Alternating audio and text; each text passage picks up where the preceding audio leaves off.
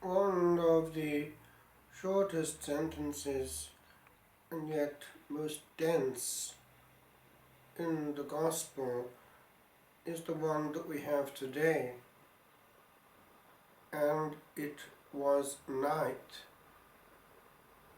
In Greek, endinux, the de actually means but it was night.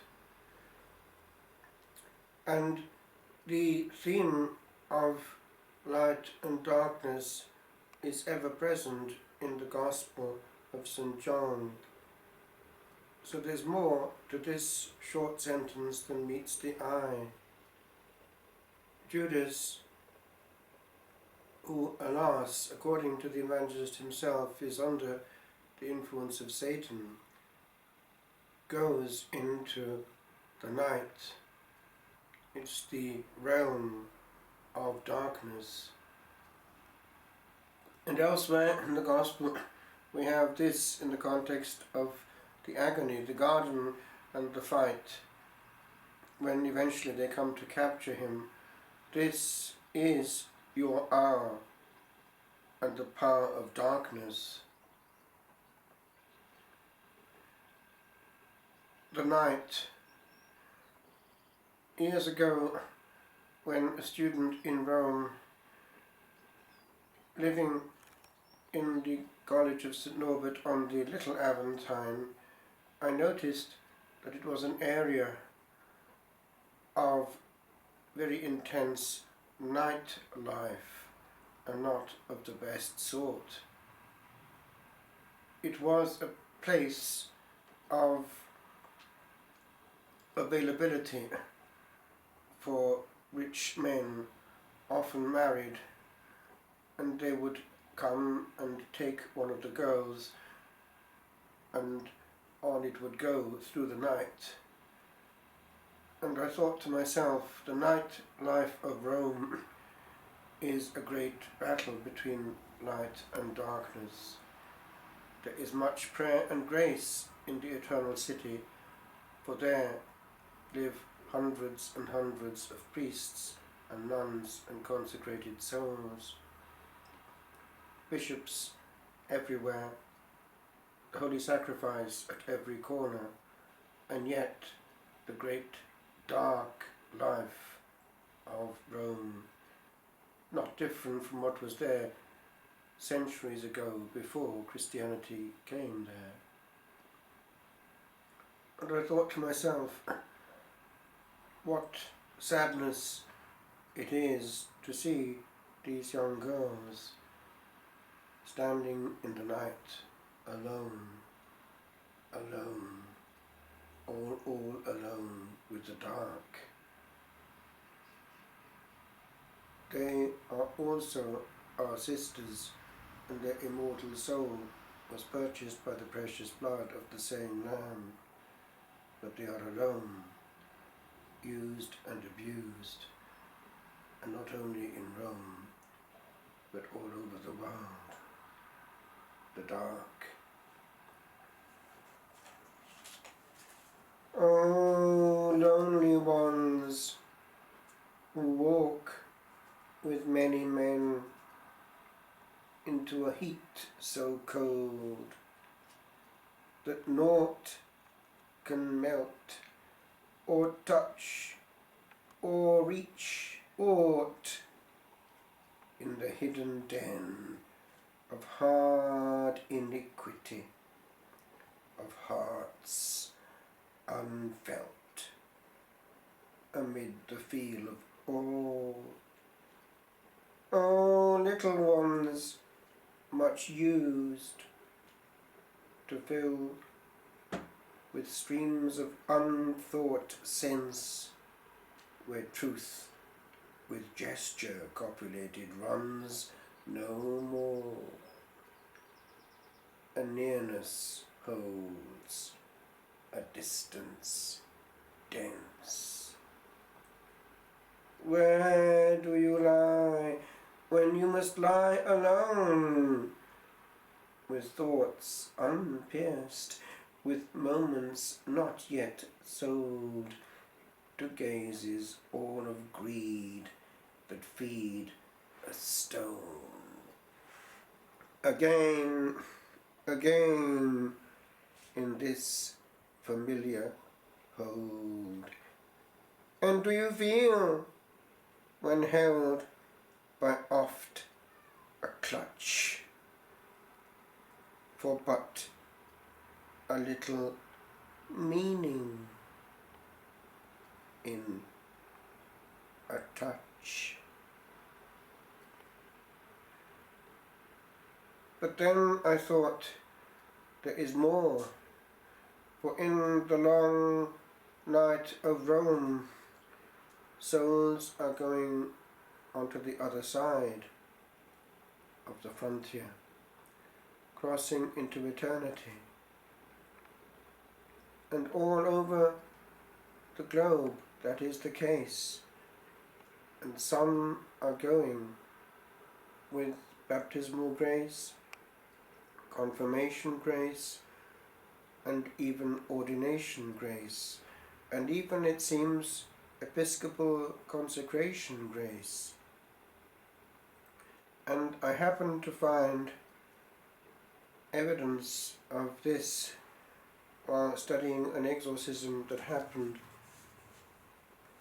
in 1975 in Germany.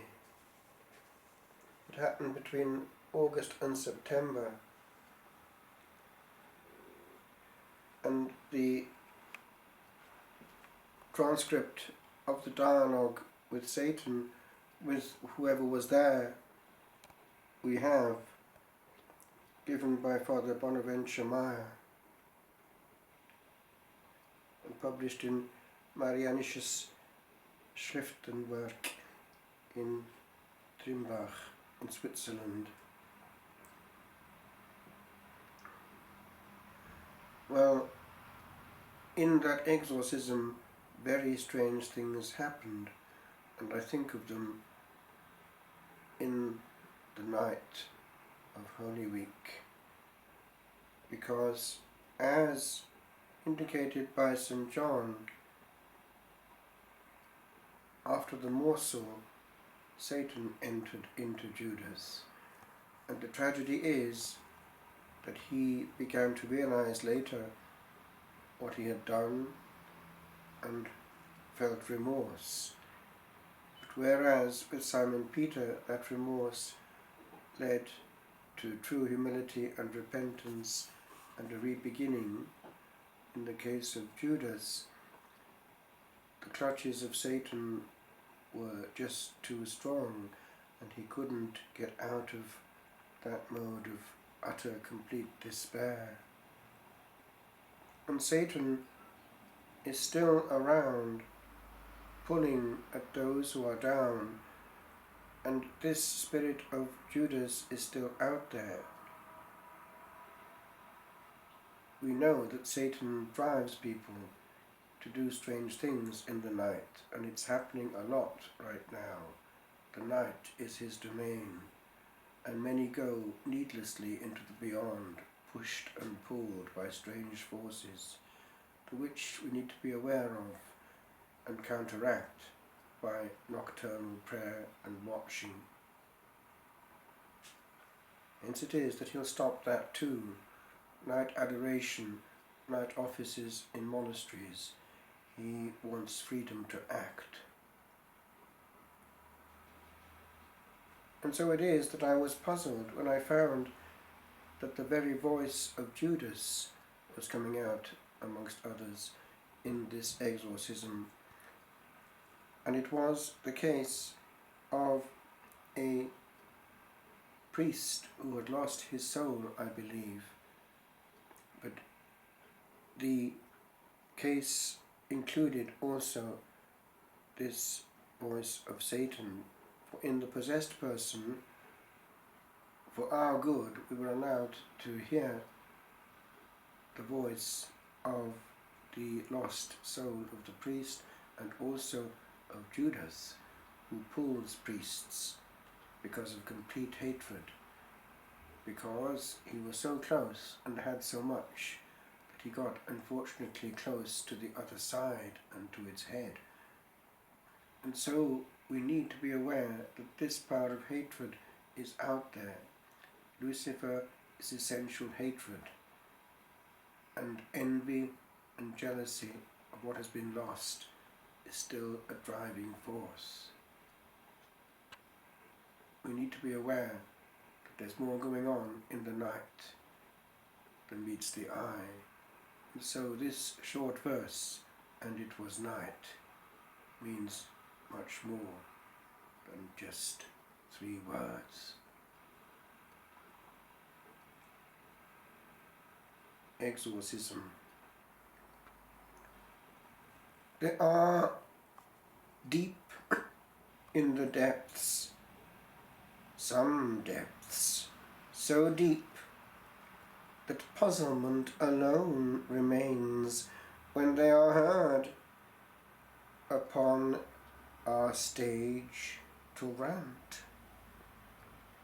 We mortals peep into a world forgot, whence ne'er a word returns to let us know what land was found by pilgrim and by pilgrim passing on, and on, and on, where onwards has no bound.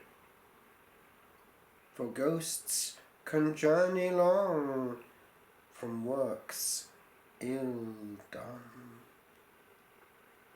And I thought not that Judas came again upon our land to meddle, or that one, long silent, had a voice, wherein from pain untold the old fiend in damned fun would giggle at the high credulity of mitred heads that belched eternity.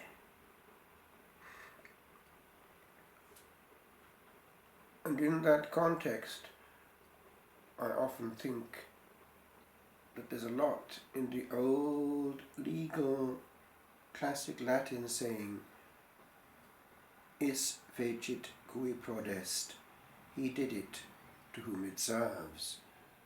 When we find that, e.g., people coming here or to other priests wanting an exorcism find that all they can be told is there are practically no exorcists in this country.